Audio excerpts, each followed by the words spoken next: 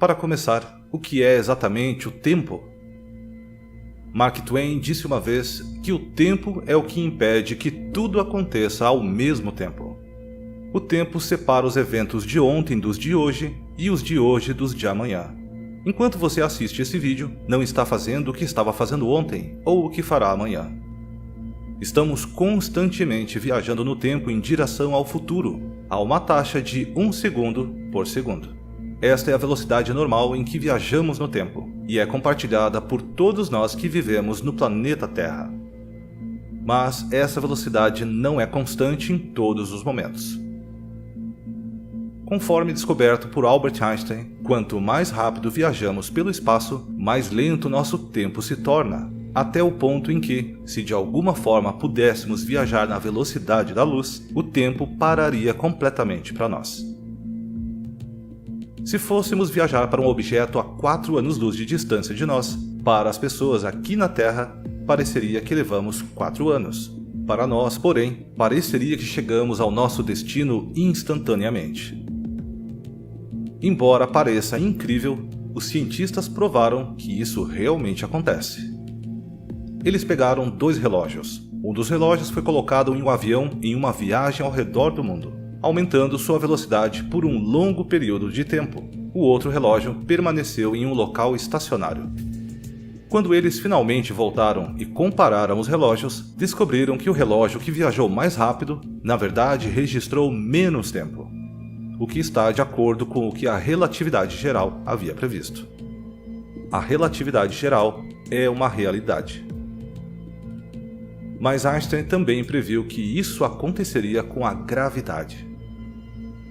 Quanto mais próximo você estiver de uma grande fonte de gravidade, e quanto mais massa essa fonte de gravidade tiver, mais lento o tempo passará para você. Isso foi comprovado em 1959 com o experimento Pound-Rebecca, onde eles dispararam raios gama do topo de um prédio alto até o chão e registraram se algo havia acontecido com as ondas de luz. Eles descobriram que a frequência das ondas aumentava à medida que se aproximavam da Terra. Como os carros se amontoando no trânsito congestionado, os picos de radiação se aproximavam. O tempo ligeiramente ficou mais lento para a radiação gama à medida que mais se aproximava da Terra. Esse efeito é significativo o suficiente para que os satélites em órbita tenham de ser programados para considerá-lo, porque quando estão mais longe da gravidade da Terra, o tempo se move mais rapidamente para eles. Sem essa correção, seus relógios internos ficariam fora de sincronia com os nossos relógios na Terra, o que poderia causar problemas. E sim, a gravidade da Terra é suficiente para fazer com que o tempo diminua para nós.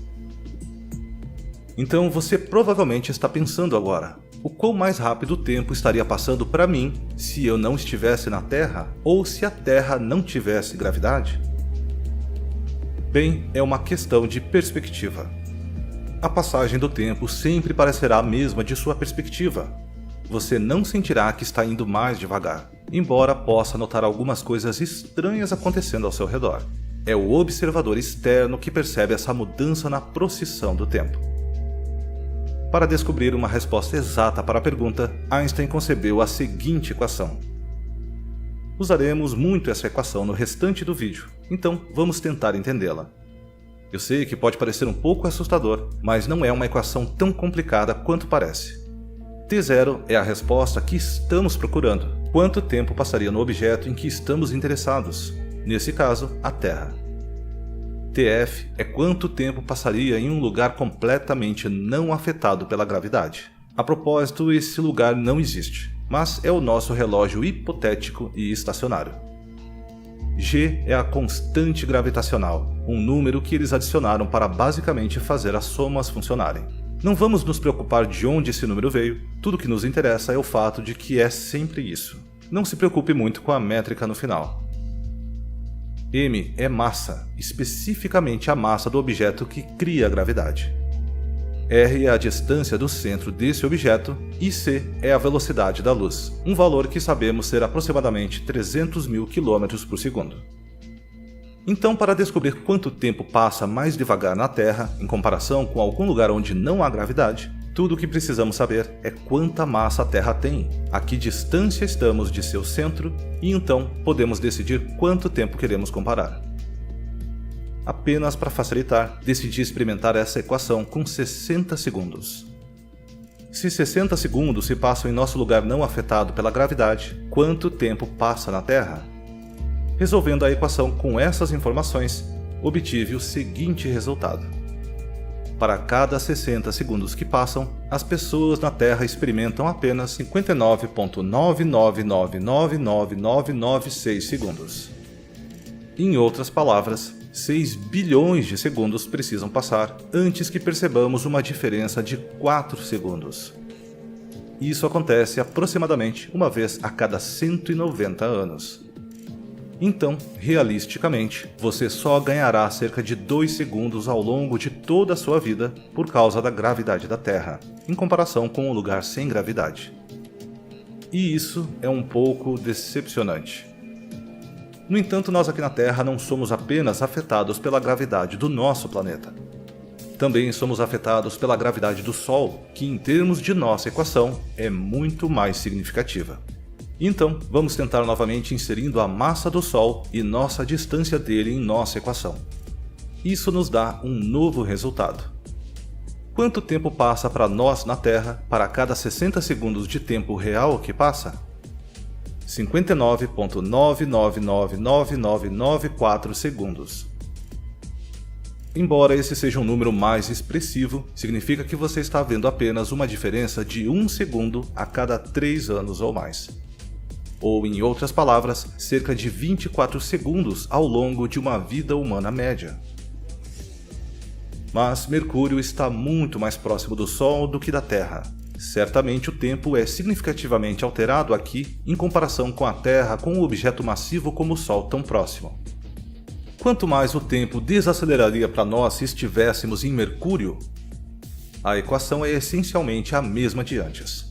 O único número novo que precisamos é a distância entre o Sol e Mercúrio. A resposta à nossa pergunta final de quanto tempo passa em Mercúrio a cada 60 segundos é 59,9999990 segundos. 60 milhões de segundos precisam passar antes que haja um único segundo de diferença. Isso acontece aproximadamente uma vez a cada 1,9 anos, o que aumenta ao longo da vida, equivale a cerca de 38 segundos de diferença. Apenas 14 segundos a mais que a Terra. Mas em Mercúrio, do nosso ponto de vista, nem estaríamos ganhando esses segundos, porque em nosso ponto de vista, o tempo estaria se movendo normalmente. Seria a Terra se movendo um pouco mais rápido em nosso ponto de vista. Então, se apontássemos um telescópio para a Terra, veríamos apenas 14 segundos a mais de história da Terra do que se estivéssemos vivendo lá.